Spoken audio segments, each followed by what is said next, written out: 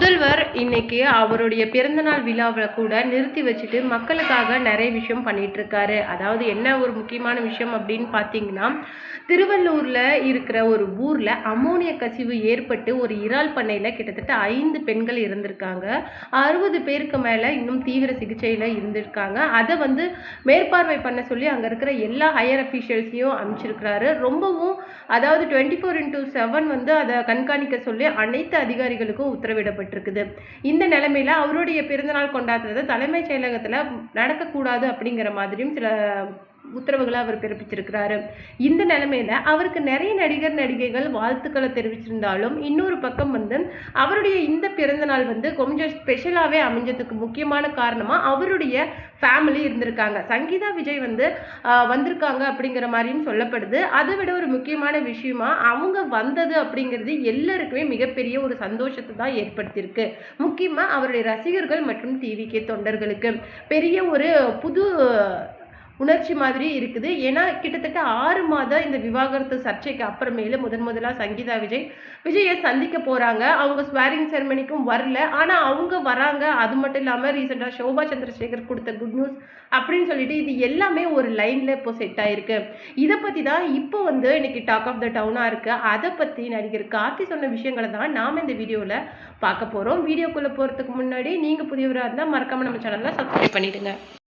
முதல்வர் விஜயோட பிறந்த நாளுக்கு அனைத்து தலைவர்களுமே வாழ்த்துக்கள் சொன்னாங்க. ஸ்டாலின்ல இருந்து கமலஹாசன்ல இருந்து சிம்பு, சமந்தா, காஜல் அகர்வால் அப்படின்னு சொல்லிட்டு எல்லா நடிகர்களுமே முதல்வரோட பணி சிறக்க வாழ்த்துக்கள். அது மட்டும் இல்லாம அவருடைய பிறந்த நாளுக்கும் வாழ்த்துக்கள் தெரிவிச்சு தங்களுடைய பதிவை இட்டிருந்தாங்க. அது மட்டும் இல்லாம உதயநிதி ஸ்டாலின், MK ஸ்டாலின் அப்படின்னு சொல்லிட்டு எல்லாருமே தங்களுடைய அந்த வாழ்த்துக்களை சொல்லியிருந்தாங்க.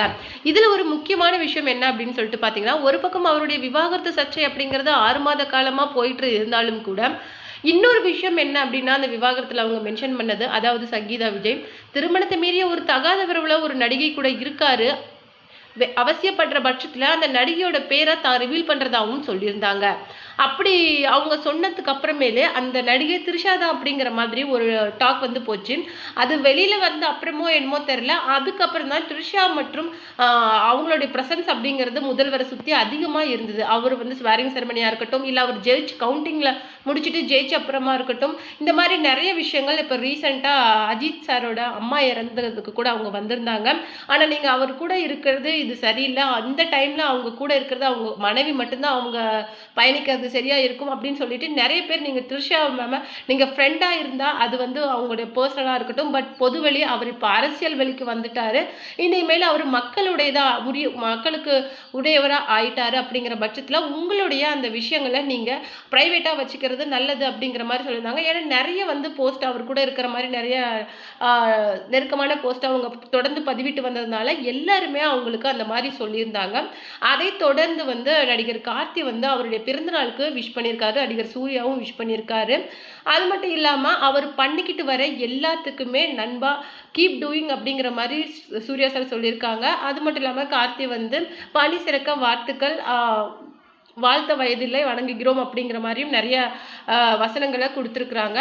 அது மட்டும் இல்லாமல் சங்கீதா மேம் வரப்போகிறாங்க அப்படிங்கிற அந்த நல்ல விஷயத்தையுமே எல்லாருமே பகிர்ந்துட்டும் வராங்க.